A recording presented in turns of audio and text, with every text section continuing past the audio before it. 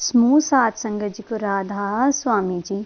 आज मैं जो आपको साखी सुनाने जा रही हूँ वह बहुत रूहानियत भरी है।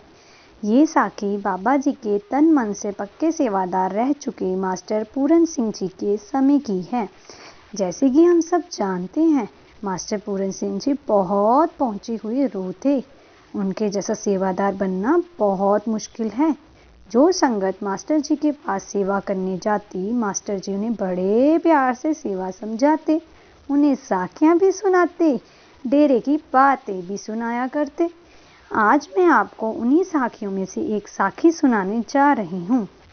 एक परिवार पंजाब में रहता था। इस परिवार में कुल 3 सदस्य थे, पति, पत्नी और उनका बेटा। तीनों मास्टर जी के जत्थे की सेवा में बिन नागा जाते। बहुत प्यार से, पूरे जी जान से सेवा करते। मास्टर जी अपने जत्थे में सभी सेवादारों को बहुत प्यार करते थे। काफ़ी समय से इस परिवार को जानते थे। अब उनका बेटा नौजवान हो गया। उसके यार दोस्त शराब पीते थे, कुछ गलत चीज़ों का भी सेवन करते थे, पर वह नौजवान शाकाहारी था और मास्टर जी की सेवा में जाता था। एक दिन उसके दोस्तों ने उसे मनाली जाने के लिए कहा। वह अपने दोस्तों के साथ जाने को तैयार हो गया।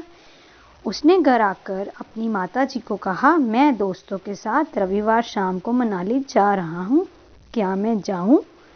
तो बहुत जिद करने पर उसकी माँ ने कहा, हमने रविवार सुबह मास्टर जी की सेवा पर जाना है, तो तुम मास्टर जी से पूछ लेना।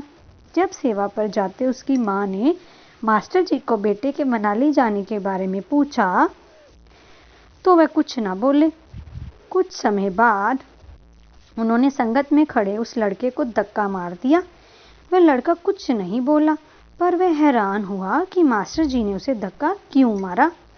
फिर मास्टर जी ने सबको सेवा बांट दी, पर उस लड़के को सेवा बहुत दूर जाके दी। और मास्टर जी ने उस लड़के को कहा, सेवा दूर जगह पे है, मैं किसी को भेज दूंगा तुम्हें ले आने के लिए। वह लड़का सेवा करने चला गया, बहुत खुशी से सेवा करने लगा। जैसे शाम हुई तो उसके दोस्तों का फ़ोन आया कि आ जा, हम आ गए डेरे के बाहर तुझे ले जाने के लिए। पर वह लड़का बोला कि मेरी सेवा बहुत दूर लग गई है और मेरा मन भी नहीं है, तुम चले जाओ। मुझे मास्टर जी ने आदेश दिया है कि जहाँ मेरी सेवा लगी है वहाँ से मुझे कोई लेने आएगा, पर अभी तो कोई आया ही नहीं, तुम जाओ। कुछ समय बाद सेवा खत्म हुई। मास्टर जी ने सेवादार भेजा उस लड़के को लाने के लिए। फिर वह लड़का भी आ गया। जब मास्टर जी ने सेवा खत्म होने पर जाने के लिए बोला तो उस लड़के की माँ ने पूछा, मास्टर जी आपने अपने पुत्र को धक्का क्यों दिया? तो मास्टर जी ने कहा, मैंने तो काल को धक्का दिया था। जब वह घर पहुंचे, अगले दिन खबर आई कि उसके दोस्तों का एक्सीडेंट हो गया और उनकी मौत हो गई। पता चला कि वह नशे की हालत में थे, तो गाड़ी पर कंट्रोल ना होने पर गाड़ी खाई में गिर गई। ये बात सुन उन्हें समझ आई कि मास्टर जी ने सही कहा था।